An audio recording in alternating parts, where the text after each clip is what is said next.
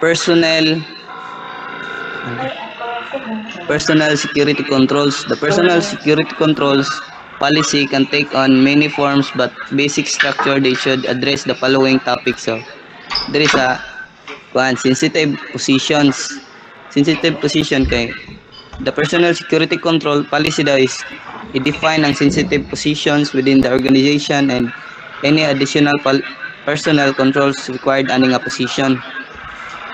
So next is employee screening. Andre is i-background check daw nimong i-hire nga empleyado, background check nimo kung nabis siya mga ay ganing daotan nga binuhatan nga tong sa mga niagi niyang trabaho or sa pa diha. Next is termination procedures. So dire is kung nakaitang example is nakaitanggalon or nakay muhawa nga empleyado, kay kailangan yun mo na i-check yung account or kailangan nimo na siya interviewon kay basig na siya nakuha information gikan ana nga organization para pag mahawa na siya is masigurado niyo nga wala siya nakuha nga mga information gikan sa inyong organization. So next is sanctions. Sanction is needs ni siya sa organization para mosunod jud sa rules ang mga employees. So dirara pa tama na ko ma'am. Next reporter na. 46. Even mo pre.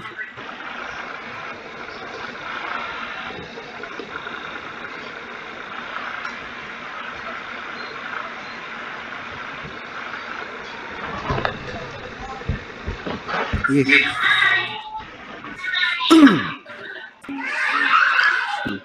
The basics information use of security policy. The basic information security policy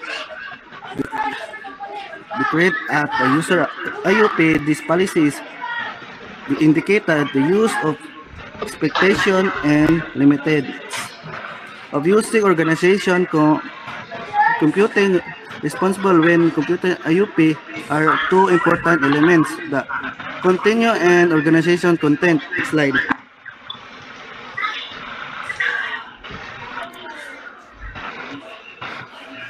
Next slide, Sagod.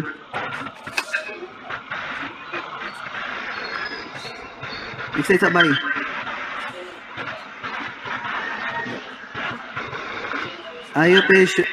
IOP content organization.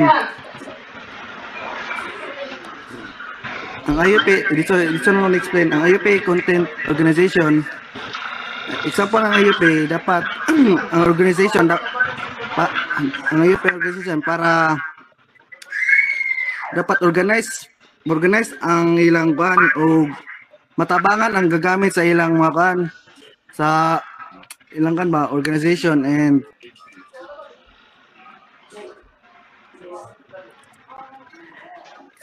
expected behavior. This section cover the behavior that are expected of the user. For example, practicing safe computing, protecting sensitive information, and reporting suspicious behavior. Siya. Provide behavior. Example na kay the private behavior section, the action used are not allowed to perform like pag-install og software nga wala gi aprobahan sa organization, and notification and acknowledgement. Example na ang computer ug ang data belong sa organization ug ang system, pwede pa sila bantayan kay wala ka man sila privacy. And dapat agree po ang tigamit sa role sa IOP sila.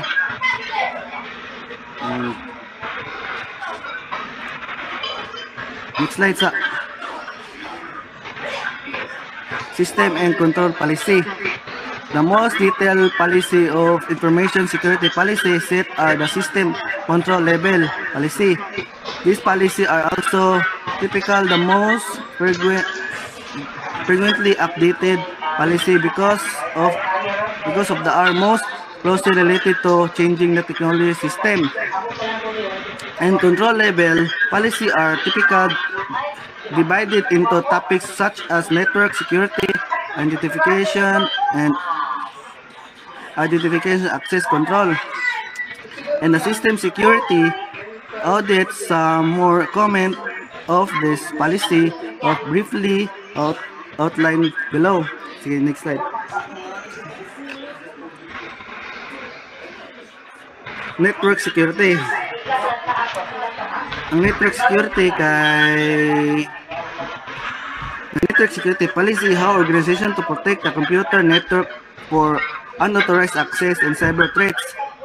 Kung gusto ka maprotektahan imong personal security, dapat ga-protektahan yung password protection and regular kag system update. And ang sunod kay actual control. Sampo na sa usa ka kumpanya, sa usa ka organization, gamit sila og framework aron mapugan ang gusto mo connect gikan sa gawas or mga hacker. Server control.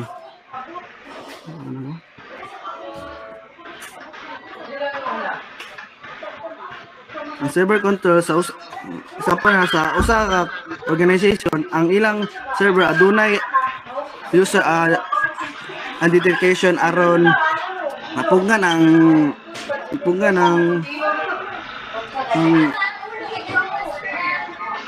para mapugan ang kasulod ang mga residadong employee ug ilang gina-disable ang mga dilig gagamit og port aron malikayan ang pagsulod sa mga hacker ana.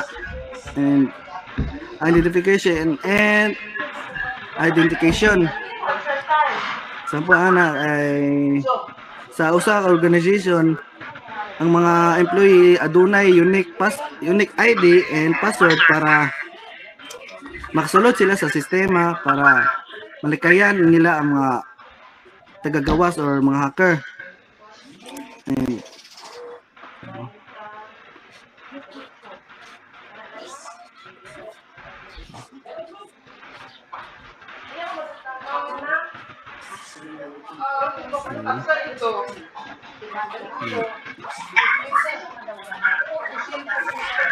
access control.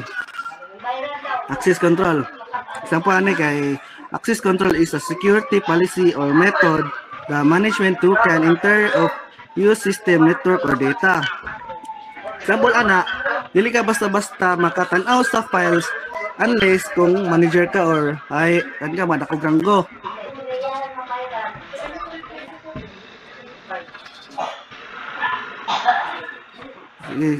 Next slide.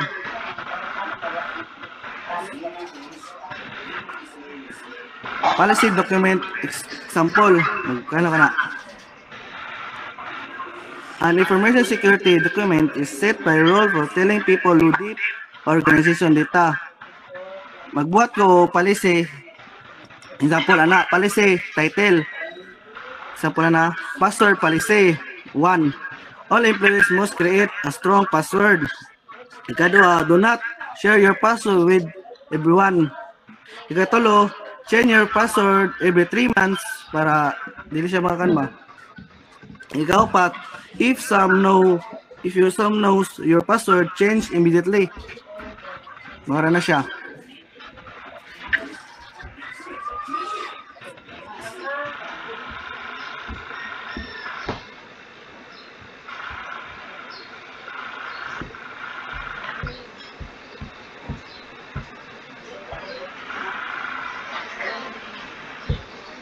That's all, ma'am, and dito na po naman ang report.